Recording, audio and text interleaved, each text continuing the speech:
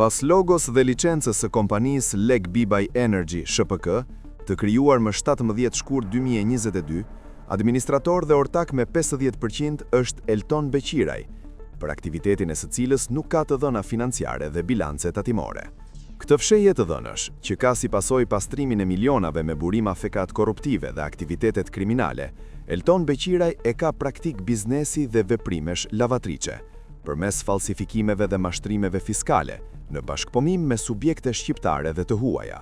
Më 11 nëntor 2025, Gjykata e Tiranës, me kërkesë të prokurorisë dhe mbështetur në prova të krimeve financiare, dënoi Elton Beqiraj, i biri i Lavdosh Beqiraj, drejtor kabineti në Bashkinë e Durrësit, me 3 vite burg, konkretisht për krijim skeme mashtrimi dhe vjedhje fondesh publike nëpërmjet faturave tatimore false të TVSH-s dhe shmangjes nga taksat.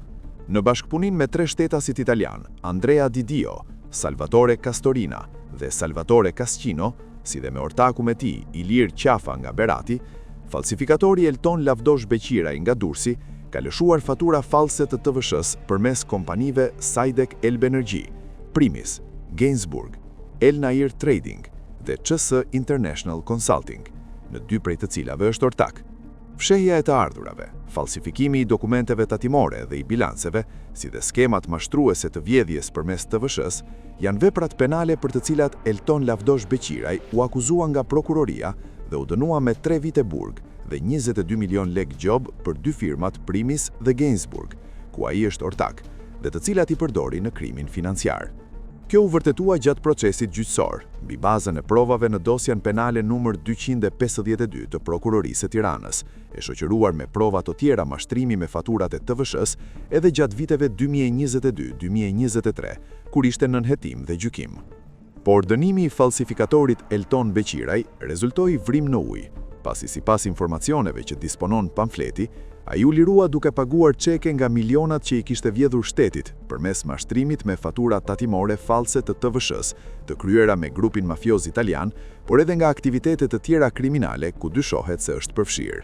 Përveç dënimit me burg për mashtrime tatimore në vlera milionshë, Elton Beqiraj ka dalë edhe në disa dosje të tjera që kanë hetuar BKH dhe SPAK, të cilët e kanë skeduar si subjekt të krimeve të tjera më të rënda. Provat që kanë dalë dhe janë ende në proces hetimi, lidhen me përfshirjen e Elton Beqirajt në aktivitete mashtrimi dhe falsifikimi me tokat në Bregdetin e Durrësit, në Komisionin e Pronave dhe Kadastrit, duke shfrytzuar pozicionin e babait të tij si drejtor kabineti në Bashkinë e Durrësit. Në SPAK, ai ka gjithashtu dosje hetimore si lavatrice e parave të trafikantëve të drogës dhe zyrtarëve të korruptuar, nëpërmjet kompanive fantazme që ka krijuar, për të cilat do të flasim në vijim.